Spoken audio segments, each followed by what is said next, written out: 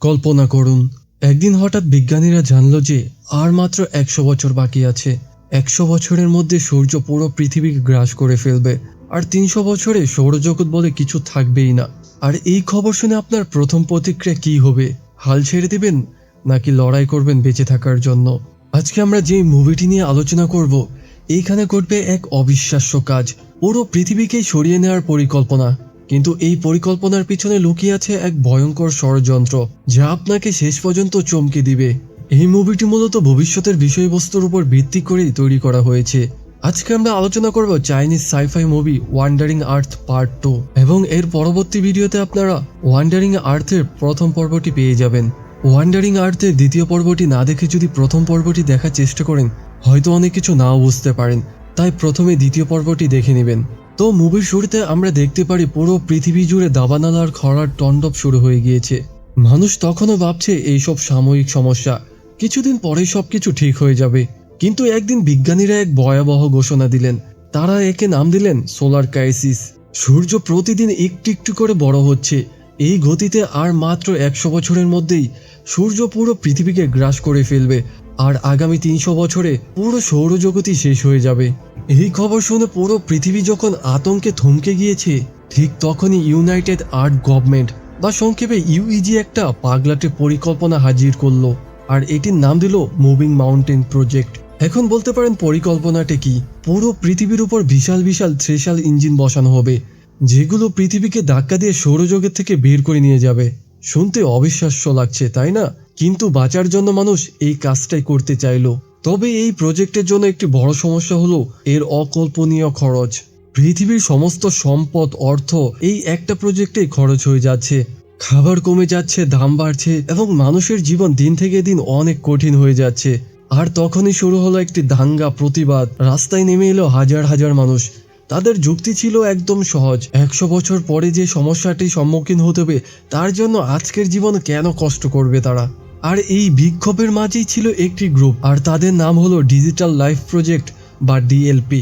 তারা বিশ্বাস করত ভবিষ্যৎ হলো কম্পিউটারের। ডিএলপি একটা প্রোগ্রাম তৈরি করেছিল যেটা মানুষের পুরো স্মৃতিকে একটা ডিস্কে আপলোড করে রাখতে পারত, মানে ডিজিটাল জীবন। কিন্তু এই প্রজেক্টের জন্য দরকার ছিল বিশাল সম্পদ, যা তাদের কাছে ছিল না।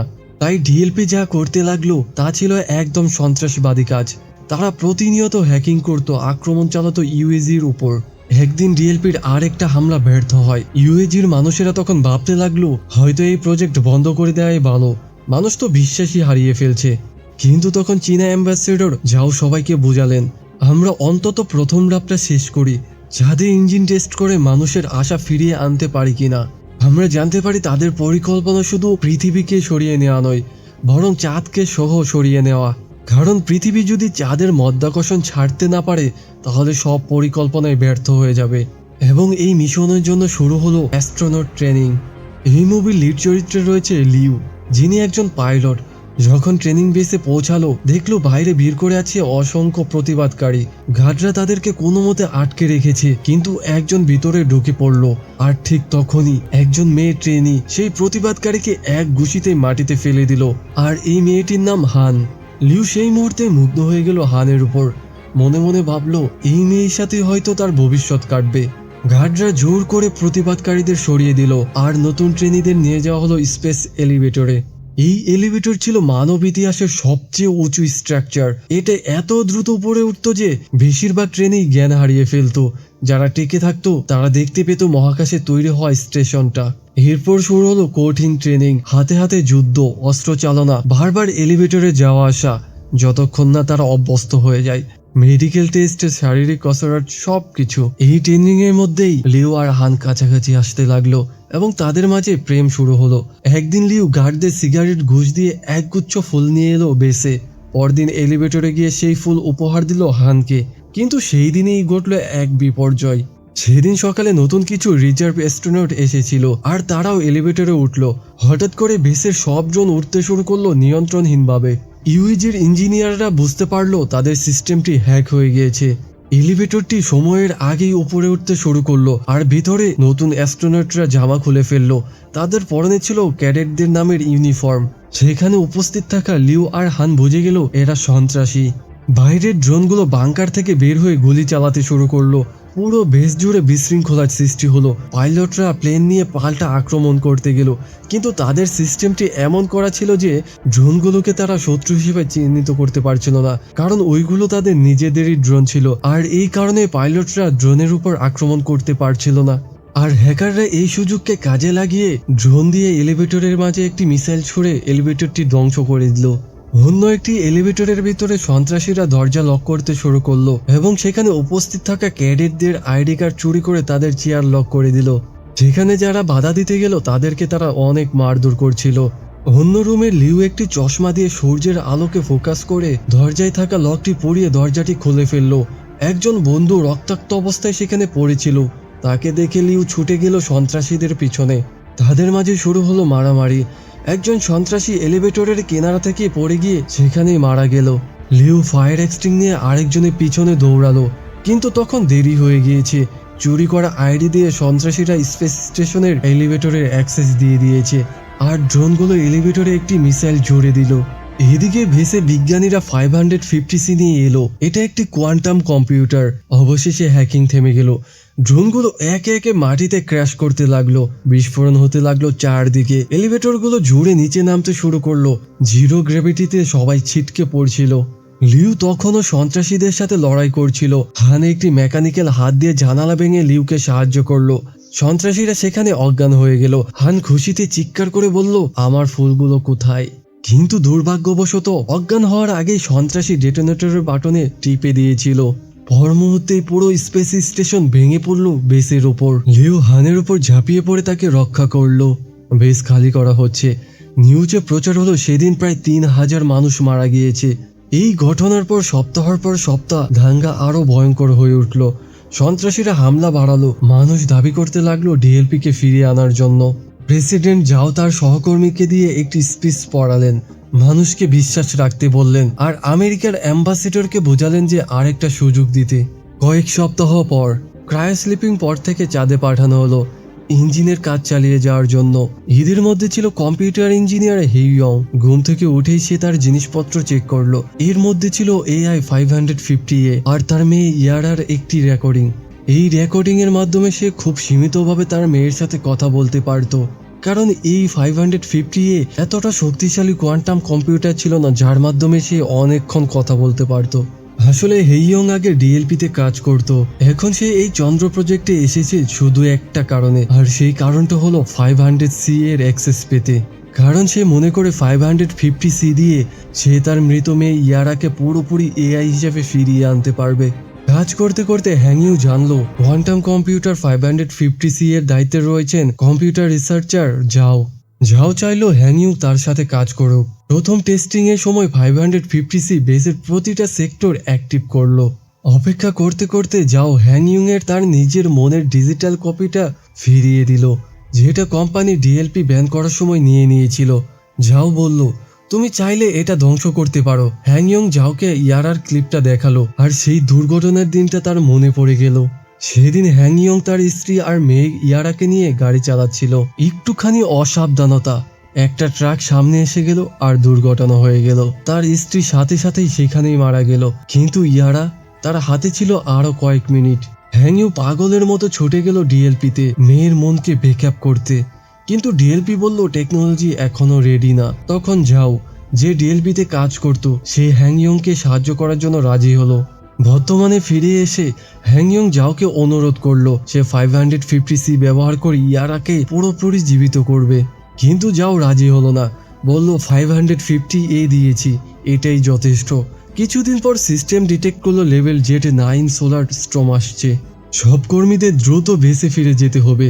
ড্রাইভাররা ইঞ্জিনের সর্বশেষ ক্ষমতা অর্থাৎ সর্বোচ্চ স্পিড ব্যবহার করে ঠিক সময়ে বেসে ঢুকে পড়লো, কিন্তু সোলার স্টর্ম 550C নষ্ট করে দিল। 3 দিনের মধ্যে তাদের প্রজেক্টটি লঞ্চ করতে হবে, কিন্তু তাদের হাতে এখন AI নেই। হ্যাংইয়ং তখন প্রস্তাব দিল 550A দিয়ে দিবে, বিনিময়ে তাকে ভবিষ্যতের 550 মডেল ডেভেলপমেন্টের টিমে রাখতে হবে। আর এতে যাও রাজিও হয়ে গেল। হ্যাংইয়ং ইয়ারার মনকে একটা ডিস্কে মুভ করে AIটি দিয়ে দিল। 3 দিন পর টেস্ট করা হলো ইঞ্জিন। কয়েক সেকেন্ড টেনশন, তারপর সবাই দেখলো চাঁদ সরে গিয়েছে, খুব সামান্য। কিন্তু সত্যিই সরেছে। এর মানে 20 বছরে চাঁদকে পুরোপুরি সরানো সম্ভব। এই সফলতা পৃথিবীর মানুষের আশা ফিরিয়ে দিল। কয়েক মাস পর পৃথিবীতেও ইঞ্জিন টেস্ট করা হলো। প্রথমে সব স্ক্রিন কালো হয়ে গেল। মানুষ ভাবলো ব্যর্থ হয়েছে, কিন্তু হঠাৎ মাটি কাঁপতে শুরু করলো আর অ্যাস্ট্রোনট বেস থেকে একটা উজ্জ্বল আলো রশ্মি বেরিয়ে এলো। বিজ্ঞানীরা নিশ্চিত করলো পৃথিবী সরেছে। পুরো পৃথিবী জুড়ে উৎসব শুরু হলো। মানুষ বিশ্বাস করতে শুরু করলো, হ্যাঁ, পৃথিবীকেও সরানো সম্ভব। অনেক বছর কেটে গেল। ইউজি আরও শক্তিশালী ইঞ্জিন তৈরি করতে লাগলো। মুভিং মাউন্টেন প্রজেক্টের নাম বদলে দেওয়া হলো দ্য ওয়ান্ডারিং আর্থ। আর এই প্রকল্পের বেশিরভাগ কাজই করছিল 550C, যে অসাধারণ গতিতে ডেভেলপ করছিল। প্রতি বছর নতুন নতুন টেস্ট হচ্ছিল আর তত্ত্ব সঠিক প্রমাণিত হচ্ছিল। মানুষ এখন এই প্রজেক্টটি মেনে নিচ্ছিল আর ডিএলপিও প্রায় বিলুপ্ত হয়ে গেল। কিন্তু একটা গুজব ছড়িয়ে পড়ল যে আন্ডারগ্রাউন্ড সিটি তৈরি হচ্ছে, সেখানে সবাইকে ঢুকতে দেওয়া হবে না। প্রবেশের শর্ত ছিল বৈষম্যমূলক। পৃথিবীর ঘূর্ণন গতিও ধীরে ধীরে কমছিল। সমাজ বদলে গেল 60 ঘন্টার সিস্টেমে। গ্লোবাল ইন্টারনেটও বন্ধ হয়ে গেল। আবহাওয়া দুর্যোগ শুরু হলো। বন্যা, সৌরবিকিরণ এবং ক্যান্সারের রোগীও বাড়তে লাগলো। লিউ আর হান বিয়ে করলো, তাদের একটি ছেলেও হলো। আর এই ছেলেটিই হবে ওয়ান্ডারিং আর্থ প্রথম পর্বের প্রধান চরিত্র। কিন্তু তারা চিন্তিত, তাদের ছেলের জন্য আন্ডারগ্রাউন্ড সিটির পাস পাওয়া অনেক কঠিন হবে। আর সৌর বিকিরণের কারণে হানেরও ক্যান্সার হয়ে গেল। হ্যাংইউ কখনো ইয়ারার উপর কাজ করা বন্ধ করলো না, পাশাপাশি 550W তৈরিতে সাহায্য করতে লাগলো। 14 বছর কেটে গেল। লিউ এখন মেজর। সে ইন্টারভিউ দিতে গেল নতুন স্পেস স্টেশনের নেভিগেটর হিসাবে। ইন্টারভিউটি নিচ্ছিল 550W নিজেই। সে স্বীকার করলো লিউ এর স্কিল চমৎকার, কিন্তু তার পারিবারিক সমস্যার কথাও জানে। 550W বলল পৃথিবী থেকে পরিবারে দেখাশোনা করাই বেশি যুক্তিযুক্ত ছিল। লিউ স্বীকার করলো পরিবার ছেড়ে যেতে অনেক কষ্ট হচ্ছে, কিন্তু বেসে সিলেক্ট হলেই তার একমাত্র ছেলে প্রেফারেন্সিয়ার পলিসিতে আন্ডারগ্রাউন্ড সিটি যেতে পারবে। আয়নার অপর পাশ থেকে প্রজেক্টর বিজ্ঞানীরাও ইন্টারভিউটি শুনছিল। হ্যাংইউ নিজের মেয়ের কথা ভাবতে লাগলো লিয়ের কথা শুনে। তখন 550W বলল হানের জীবন শীঘ্রই শেষ হয়ে যাবে। এই কথা শুনে লিউ মানসিকভাবে ভেঙে পড়ল। স্ট্রেস টেস্টে ফেল করলো। পরে লিউ হাসপাতালে গেল হানের সাথে সময় কাটাতে। তার অবস্থা এতটাই খারাপ হয়েছে যে বাড়িতে থাকা সম্ভব না। হান বলল তার শেষবার নিজের শহরটিকে দেখতে ইচ্ছা করছে, কিন্তু আবহাওয়ার কারণে এটা কঠিন হয়ে গেল। সেদিন সন্ধ্যায় লিউয়ের আবেগ দেখে হ্যাংইউ সিদ্ধান্ত নিল সে বেসে ঢুকে ইয়ারার মনকে 550W-তে কানেক্ট করলো। এবার ইয়ারার প্রতিক্রিয়া ছিল সীমাহীন। সে বুঝতে পারলো সে অন্য কোথাও আছে। হ্যাংইউ কান্নায় ভেঙে পড়ল। তখনই ঘাটরা ঝাওকে সাথে নিয়ে সেখানে এসে পড়ল। ঝাও হ্যাংইউকে বোঝাতে চাইলো যে ইয়ারা মারা গিয়েছে, এটা তুমি মেনে নাও, কিন্তু হ্যাংইউ শুনল না। সে ইয়ারাকে পুরোপুরি 550W-তে আপলোড করে দিল। আর সাথে সাথেই চাঁদের সিস্টেমে সমস্যা দেখা দিল। ইঞ্জিনগুলো ফেল করতে শুরু করলো। ঘাটরা হ্যাংইউকে টেসার দিয়ে আঘাত করে সেখান থেকে নিয়ে গেল। ঝাও ইয়ারাকে আবারও ডিস্কে ফিরিয়ে দিল এবং 550W বন্ধ করে দিল। এদিকে লিউ পুরনো বন্ধুদের সাহায্যে একটি জেট দাঁড় করে পরিবার নিয়ে হানের শহরে গেল। কিছুক্ষণ তারা আকাশে ভ্রমণ করার পর সাংহাই শহরে নামলো, যা এখন জমাট বরফের মরুভূমি। এখন অনেকের প্রশ্ন আসতে পারে, ভূপৃষ্ঠের উপরে এত বরফ কেন জমলো? আসলে বিষয়টি হচ্ছে পৃথিবী সূর্য থেকে দূরে চলে আসার কারণে সূর্যের তাপমাত্রা কমে যাওয়ার কারণেই ভূপৃষ্ঠের উপরিভাগে বরফ জমে গিয়েছে। আকাশে তারার দিকে তাকিয়ে হান লিউকে বলল যখন সময় আসবে সে সম্মানের সাথে মরতে চায়, তার শরীরে আর ওয়্যার বা পাইপ লাগাতে চায় না। ইউইজিতে হ্যাংইউ এর সৃষ্ট সমস্যা নিয়ে আলোচনা করা হচ্ছিল। তারা খেয়াল করলো এই সমস্যা অনেকটা সেই পুরনো হ্যাকিং এর মতোই, যা ড্রোন আর এলিভেটরে হয়েছিল। তারা 550W দিয়ে সিস্টেম ঠিক করার চেষ্টা করছিল, কিন্তু কোনোভাবেই তারা পারছিল না। হঠাৎ চাঁদের ইঞ্জিনগুলো নিজেদের ক্ষমতা সীমানা ছাড়িয়ে গেল এবং বিস্ফোরিত হতে লাগলো। চাঁদের একটা বিশাল অংশ উড়ে গেল আর এই বিস্ফোরণ চাঁদকে পৃথিবীর দিকে ঠেলে দিতে শুরু করলো। ঝাও তখন সমুদ্রের কাছেই ছিল। সে দেখলো একটা সুনামি বাড়তে শুরু করেছে, মাটিতে আছড়ে পড়ল। ঝাও সব বিশ্ব নেতাদের জরুরি বার্তা পাঠালো। এই জরুরি অবস্থায় লিউকে ফেরত ডাকা হলো ডিউটিতে। নেতারা আন্ডারগ্রাউন্ড সিটির দরজা খুলে দিতে শুরু করলো, কারণ জোয়ার এখন থেকে আরো ভয়ঙ্কর হবে।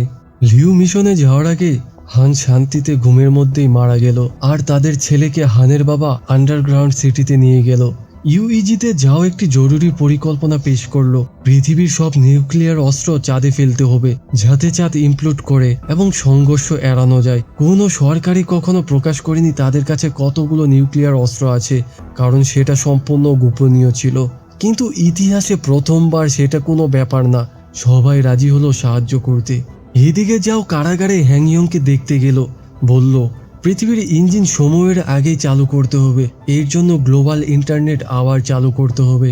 কিন্তু একটি সার্ভার এখনো পানির নিচে, আর যাও চাই হ্যাংইয়ং সেটা ঠিক করুক। তাকে রাজি করার জন্য যাও দেখালো ইয়ারা আর হ্যাংইয়ং এর মনের ডিস্ক এখনো তার কাছে রয়েছে। যাদের ধ্বংসাবশেষ একটা অ্যাস্টেরয়েড বেল্ট তৈরি করেছে, আর সেটি ধ্বংস করার জন্য সেরা পাইলটদের বেছে নেওয়া হলো। সাথে নিউক্লিয়ার অস্ত্র নিয়ে যেতে হবে। তাদের মধ্যে লিও ছিল। পৃথিবীতে 3টি স্থানে 3টি টিম পাঠানো হলো সার্ভার ঠিক করার জন্য, বেইজিং, টোকিও এবং ডোলেস। যাও সবাইকে বুঝিয়ে দিল কিভাবে কি ব্যবহার করতে হবে। 30,000 র্যান্ডম নম্বরের পাসওয়ার্ড ডিকোড করতে হবে, আর বাকি কাজটা 550W করবে। চাঁদে যাওয়ার শাটলগুলো রওনা দিল। অ্যাস্টেরয়েডগুলো দ্রুত এবং হঠাৎ করে আসছিল, আর এই কারণে কয়েকটা শাটল আঘাত খেয়ে ক্র্যাশ করলো। 200টা ওভারহেড হারিয়ে গেল। এখন মাত্র 180টা বাকি রইল। 550W শাটলগুলোকে নিরাপদে চাঁদের পৃষ্ঠ দিয়ে গাইড করছিল, কিন্তু আরেকটা অ্যাস্টেরয়েড আরেকটা শাটল মারল, যার ধাক্কায় লিয়ের শাটলটিও ক্র্যাশ করলো। সবশেষে 384টা ওভারহেড হারিয়ে গেল।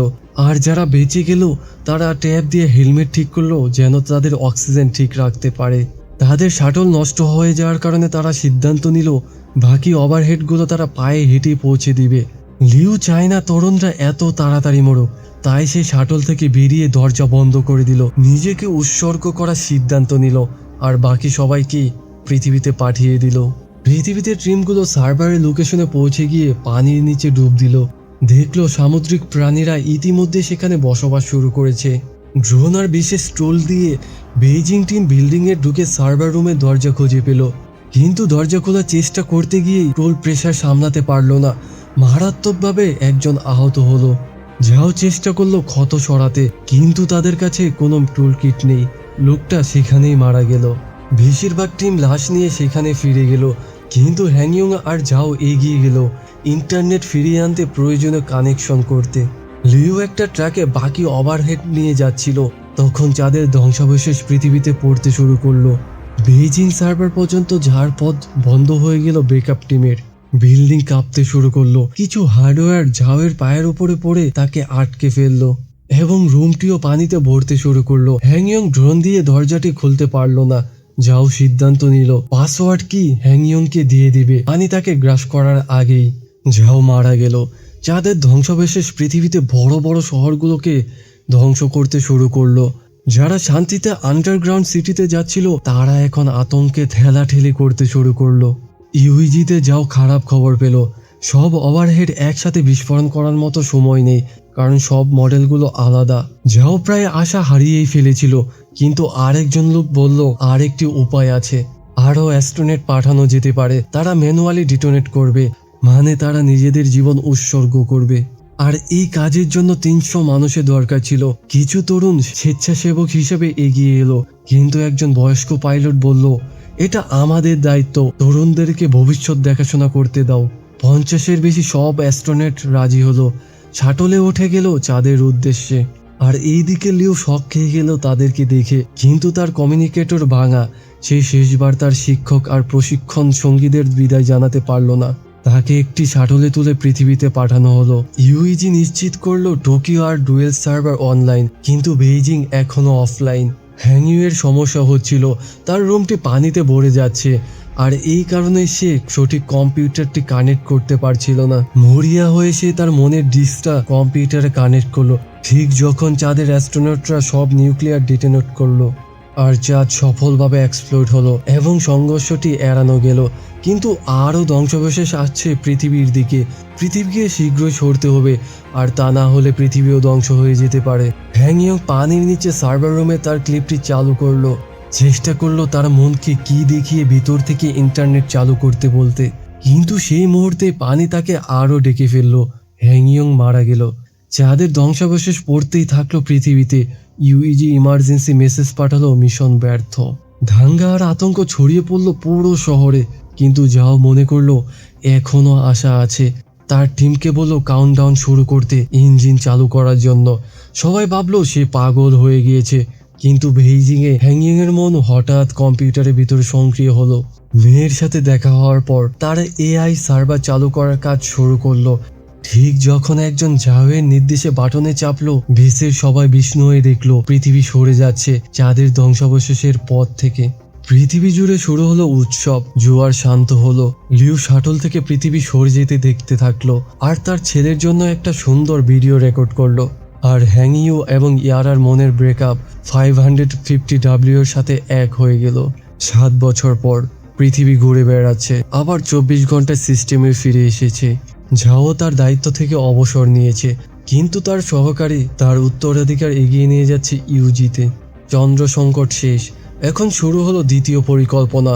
আগামী 10 বছরে বৃহস্পতি গ্রহের কাছে যেতে হবে দ্বিতীয় বুস্ট পেতে, যা পৃথিবীকে চিরতরে সৌরজগৎ থেকে বের করে দেবে। একটা স্পেস স্টেশন তৈরি করা হয়েছে ইঞ্জিনগুলোর উপর নজর রাখতে, আর লিউ তার দায়িত্বে। সিস্টেম পরিচালনা করছে 550W, কিন্তু এআই সিদ্ধান্ত নিল এই নাম বলা কঠিন, তাই শব্দটা উল্টে গিয়ে তৈরি হলো একটি নতুন শব্দ, মস। আর এআই এর ভিতরে থাকা অবস্থায় হ্যাংইয়ং আবিষ্কার করলো মসই চাঁদের ইঞ্জিনগুলো ধ্বংস করেছিল, বেশিরভাগ সন্ত্রাসী হামলা করেছিল, এবং এলিভেটর ও ড্রোন হামলাটিও মসই করেছিল। এআরকে বারবার দেখার পর মস এই সিদ্ধান্তে পৌঁছেছিল যে মানব সভ্যতাকে রক্ষা করার সেরা উপায় হলো মানব জাতিকে ধ্বংস করা, আর এই কারণেই মস বারবার আক্রমণ করছিল। আর প্রথম মুভিতে আমরা দেখতে পারবো বৃহস্পতি গ্রহে যাওয়ার সময় সকল সমস্যা এই মসের কারণে সৃষ্টি হয়েছিল। আর এভাবেই শুরু হয়েছিল দ্য ওয়ান্ডারিং আর্থের গল্প। মানুষ বাঁচতে চেয়েছিল, লড়াই করেছিল, কিন্তু জানতো না যে তাদের নিজেদের তৈরি এআই হবে তাদের সবচেয়ে বড় শত্রু। প্রথম মুভিতে দেখবেন কিভাবে লিউয়ের ছেলে এই সত্যের মুখোমুখি হয়, কিভাবে মানুষ আবার লড়ে বেঁচে থাকার জন্য। মুভির এক্সপ্লেনটি ভালো লাগলে অবশ্যই লাইক করুন, শেয়ার করুন, আর কমেন্টে আপনার মতামত লিখুন। নতুন নতুন মুভি এক্সপ্লেন পেতে চ্যানেলটিকে অবশ্যই সাবস্ক্রাইব করে পাশে থাকুন। দেখা হবে আবার পরবর্তী ভিডিওতে, ততক্ষণ পর্যন্ত সবাই ভালো থাকার চেষ্টা করুন। Tata, bye bye.